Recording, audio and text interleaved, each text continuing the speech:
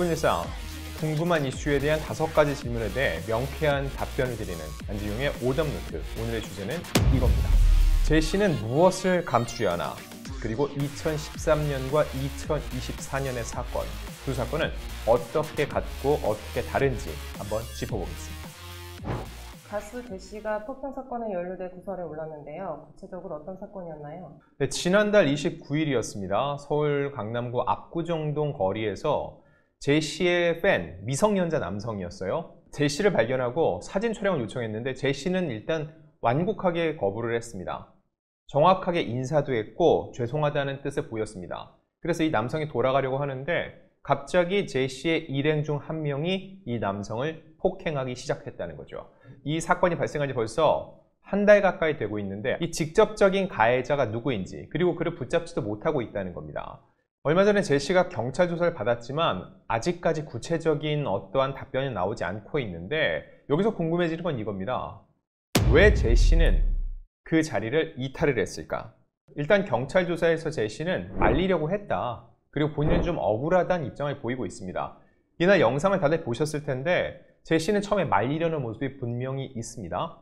그러다가 폭행이 시작되고 제시는 그 자리를 떠나요. 근데 중요한 거, 단순히 대중은 이것 때문에 제시를 비판하는 건 아닙니다. 그 다음 행보가 더 문제예요. 피해가 발생을 했고 그 피해자는 처음부터 제시의 팬임을 밝혔습니다. 그럼 제시 입장에서는 피해를 입은 팬을 보호하기 위해서 가해자가 누구인지 그 정보를 줄 필요가 있는데 본인은 모르는 사람이다. 이런 식으로 일관하고 있다는 거죠.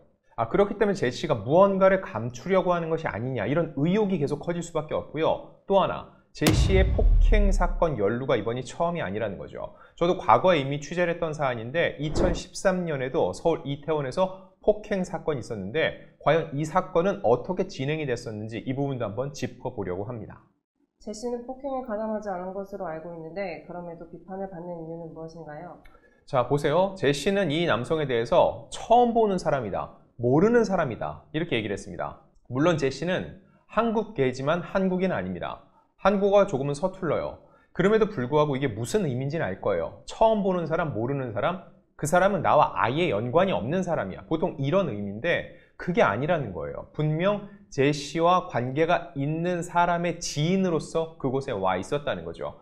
이 이야기인즉 제시가 그 사람을 부른 누군가가 있을 거 아닙니까? 같은 무리 안에. 그 사람에게 때리고 도망간 사람 누구야? 그 사람 연락처 좀 줘. 이렇게 하면 아주 간단하게 끝날 일이라는 거죠. 제시 입장에선 그날 그 남성을 처음 봤을 수는 있습니다. 다만 그러려면 정확히 얘기를 해야죠. 난 그날 그 남성을 처음 봐서 정확히는 누군지 모른다. 하지만 나의 지인의 지인이기 때문에 최대한 그 사람이 누구인지 정보를 전하고 수사에 협조하겠다. 이렇게 나왔다면 제시를 향한 시선은 달라졌을 겁니다. 하지만 제시는 그렇지 않았다는 거죠. 자, 그리고 또 하나 중요한 거, 이런 일이 발생했으면 일반적인 사람들은 어떻게 할까요? 폭행 사고가 명백하게 발생했으니까 경찰에 신고를 하겠죠. 근데 제시와 제시 일행은 신고를 하지 않았습니다. 피해자가 신고를 해서 경찰이 출동하게 됐고 경찰이 이들을 다시 마주친 건 술자리였습니다. 즉 이런 사건이 불거졌음에도 불구하고 이 사태의 중요성에 대해서 무게감을 전혀 느끼지 못한 것이 아닌가 하는 의구심이 들고요. 이런 식으로 이런 사건이 발생한 후에도 또다시 술자리를 가졌다는 얘기가 알려지면서 제시를 향한 비판의 여론이 더욱더 거세질 수밖에 없었던 거죠. 일행이었지만 모르는 사람이었다. 그럼 그 사람은 왜 그 자리에 있던 건가요? 자, 그 영상을 보면은요, 얼굴에 주먹을 가하고 계속적인 폭행을 가하는 남성이 있죠. 현재까지는 이 남성은 중국인이고 출국을 했다. 이런 식으로 알려져 있습니다. 근데 그 이전에도 보면은 피해자의 복부를 주먹으로 가격하고 위협한 인물이 있다고 하는데 그 사람이 바로 프로듀서 코알라라는 겁니다. 근데 이 코알라가 제시와 굉장히 가까운 사이이고 두 사람이 이런 친분을 나누는 사진이 공개되면서 이거 봐라. 제시가 코알라랑 친한데 그리고 때리고 도주한 사람이 코알라와 친분이 있어서 코알라가 불렀다면은 제시는 코알라한테 물어봐서 곧바로 그 사람의 연락처를 수배할 수 있지 않냐. 그거를 왜 하지 않냐 라는 비판의 여론이 거세졌던 거죠. 자, 그런데 제시의 태도는 어땠을까요? 지난 10월 16일 서울 강남경찰서에서 조사를 받았는데 그때 이렇게 얘기를 했습니다. 때린 사람을 빨리 찾았으면 좋겠다. 벌을 받았으면 한다. 자, 이 이야기인즉 난 때린 사람이 누군지 모른다. 나는 찾을 수 없다. 이런 식으로 얘기하는 것처럼 뉘앙스를 풍깁니다. 즉 이런 말이 아니라 내가 나의 친구, 나의 지인, 코알라와 아는 지인이다.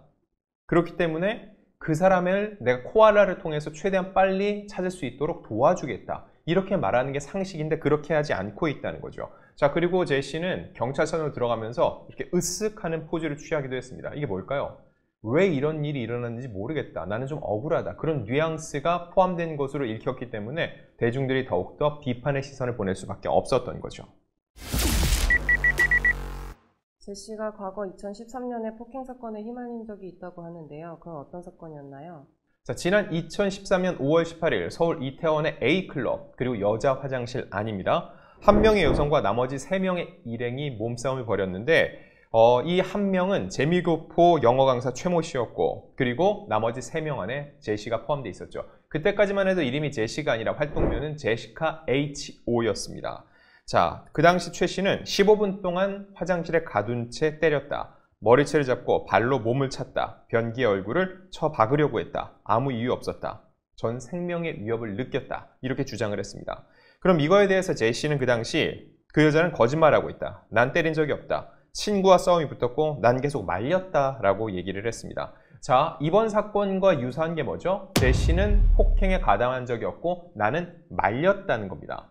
자, 분명 때린 사람도 있고 맞은 사람도 존재를 하는데 중요한 거, 결정적인 증거가 없다는 거죠. 11년 전과 지금 사건의 차이점이 가장 큰 건 이겁니다. 11년 전에는 제3의 목격자도 없고 CCTV도 없었다는 거죠. 근데 이번엔 어떻죠? 명백하게 폭행 장면이 CCTV에 포착이 되어 있습니다. 피해자도 명확하고 누가 가해자인지도 확실한데 중요한 건 그 가해자의 신변 확보가 안 되고 있다는 거죠. 자, 그럼 그 당시 사건은 어떻게 정리되는지 말씀드리면요. 이 피해를 호소하던 최 씨, 결국 제 씨에 대한 고소를 취하를 했습니다. 그 이유는 억울한 상황을 알리려고 경찰에 신고를 했는데 이 일을 매듭 짓고 싶어 고소 취하를 한 겁니다. 왜냐면은 목격자가 없는 사건이니까 사건이 장기화될 수밖에 없죠. 근데 이분이 그 당시 5월에 사건이 발생했는데 7월에 미국에서 새로운 사업을 시작해야 된다는 거였습니다. 근데 미래가 걸려있는 일이기 때문에 이 일을 이렇게 길게 끌고 낭비할 수 없어서 덮기로 했다.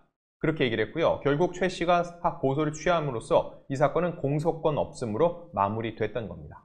향후 제시는 어떻게 행동하는 게 옳을까요? 자, 앞선 내용에서 좀 연결해 말씀드리면요. 여기서 사람들이 의구심을 들 겁니다. 그래도 최 씨가 고소를 취하했다는 거는 뭔가 본인도 석연치 않은 구석이 있어서 그런 거 아니야 라고 할 수 있는데 이번 사건이 불거진 후 최 씨가 한 매체를 통해서 입장을 밝혀왔습니다. JTBC 사건 반장을 통해 제시 측이 가해자가 출국해 한국에 없다고 하는데 옛날에도 똑같이 얘기를 했다. 가해자가 중국 사람이라고 웃긴다 라고 비판을 했고요. 만약 CCTV가 없었으면 이번에도 자기가 전혀 연루되지 않았다고 잡아뗐을 것이다 라고 얘기를 했습니다. 즉 상황은 비슷한데 이번엔 증거가 있다는 거죠. 그리고 그 당시에도 본인은 명백하게 피해를 입었는데 정말 그 당시에 출국을 앞두고 있었기 때문에 어쩔 수 없이 그렇게 했을 뿐 자기가 어떤 합의를 보거나 뭔가 구린 구석이 있어서 고소를 취한 건 아니라는 입장을 분명히 했습니다. 자, 그럼 이 시점에서 제시는 어떻게 해야 될까요? 현재까지 이어오고 있는 이 모르쇠, 이 태도만큼은 절대적으로 철회가 돼야 됩니다. 물론 그날 이 가해자를 처음 봤을 수는 있습니다. 그전에는 전혀 모르는 사람일 수 있어요. 근데 중요한 거는 그 자리에 함께 있었고 술자리를 함께 즐겼죠. 그러면 더 이상 그 사람은 모르는 사람이 아니고 처음 본 사람도 아닙니다. 그날 처음 만났지만 제시 일행 중에 한 명이고 그렇기 때문에 제시가 한 다리만 건너면 충분히 연락처를 알 수 있는 사람이라는 거죠. 그래서 지금 이 시점에 제시는 아까 분명히 경찰서에서 얘기를 했습니다. 가해자가 빨리 잡혀서 처벌을 받았으면 좋겠다라고요. 그걸 할 수 있는 사람이 바로 제시 본인이라는 거죠. 근데 현재까지 그런 행동을 보이지 않고 있기 때문에 제시를 향한 여론은 더욱더 악화되고 있고 결과적으로 볼 땐 이 일이 명백하게 말끔하게 해소되지 않으면 제시의 활동에도 제동이 걸릴 수밖에 없을 겁니다. 안진용의 오답노트, 다음에는 더욱 유익하고 또 즐거운 이야기로 여러분들을 찾아오겠습니다.